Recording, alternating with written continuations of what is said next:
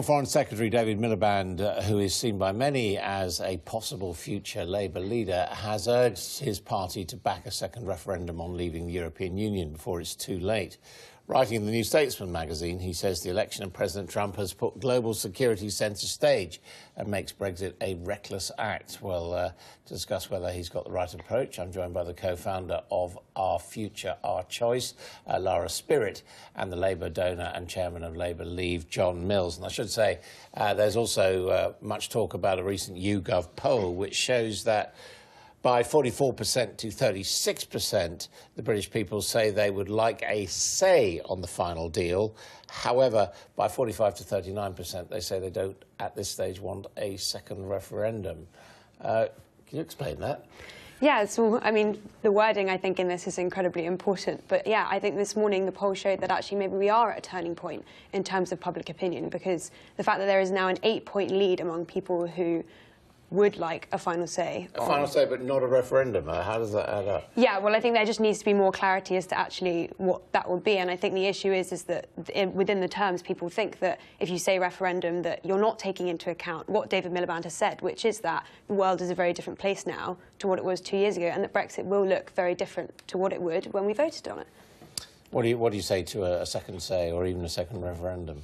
Well, I don't think you can go on and on having referendums about this. We had a referendum, there was a clear decision taken, and I think the British people want to live with that and get on with it. But they do want to say. I mean, maybe they don't have confidence that Britain is going to secure a deal that's going to be in their interest. Well, I think there are great difficulties about having a say, and unless you keep on having referendums, which is not the way we tend to run our affairs, I think the final decision will in fact be taken by Parliament. And that will be the way that the British people have some sort of opportunity, by putting pressure on their MPs, to determine what happens.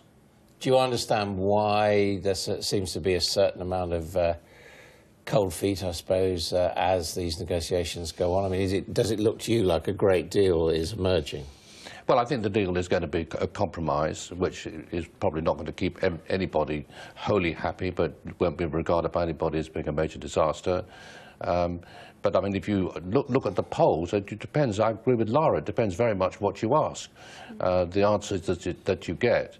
But one thing that does seem to be really clear about the polls is that most people accept the result of the referendum that took place in June 2016 and want Britain to get on with it and get the best deal that they can. I mean, it doesn't seem to be that much evidence that public opinion is really shifting towards thinking it prefer to remain.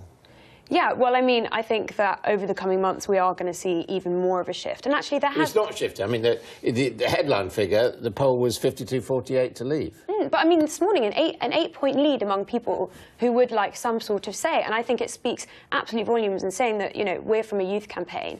And what we hear time and time again is that young people especially do not feel as if they've had a say in how these negotiations are going, or in any case in how Brexit will pan out. And so I think it's entirely reasonable. And I think David Miliband's article made it incredibly clear that the world is a very different place to what it was when we voted on this issue. And so it's an entirely logical conclusion that we therefore give it back to the people. And it's an incredibly democratic thing to do. Give it back to the people. Give them the say on how... I mean, how is the world different? I mean...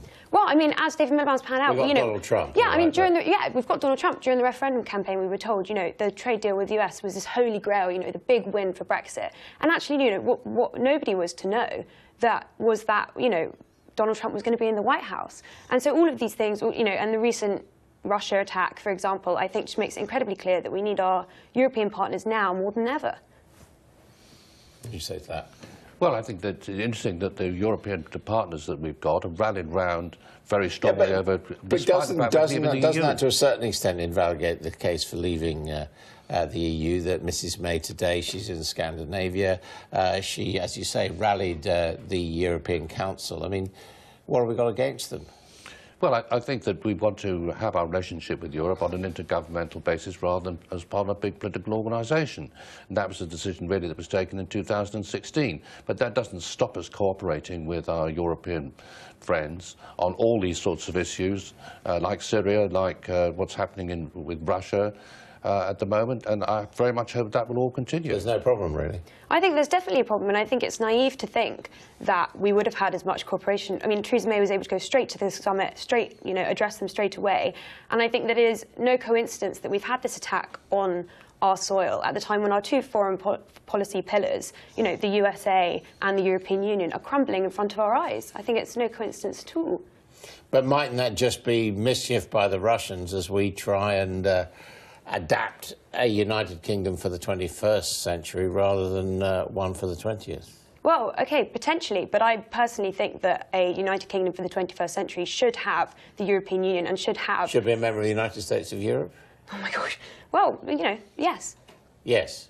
Should be a member of... Of the United States of Europe? No, well, yeah, I mean, as in the European Union.